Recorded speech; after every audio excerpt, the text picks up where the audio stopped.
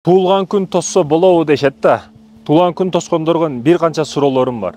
Арадан бир жыл өттү, эмнеге жеттиңиз? Кандай иш аракетиңиз болду? Эмне максатка жеттиңиз? Туылган күн тоскондор, жаңы жыл тоскондордон сурасаң, жашоодо бир максаты болбойт. Бир максаты бар, жеткен эмес көп нерсеге. Жалкоолук кылган, телефон чукулап, башынан телефон чыккан эмес. Ооба, мындай эле отуруп коем, араксыз отуруп коем дешиңиз мүмкүн.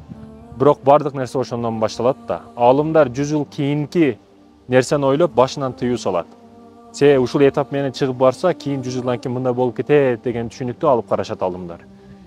Ошондуктан туулган күн майрамдарга берилбей, максаттарга берил.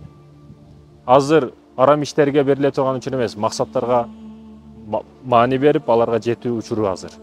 Жаштык учурда майрам кылууга акың жок. Жаштык учурда сайраңдап, тайраңдап жүрүүгө акың жок. Ал учурда ата-эненин кызматын кылып, дуасын алып, чоң ийгиликтерге, чокуларга чыга турган учур. Анан жашың өткөндөн кийин көп нерсени түшүнүп каласың. Анан кайсы жерде майрамдаш керек, кайсыны майрамдабаш керек билип каласың өзүң эле.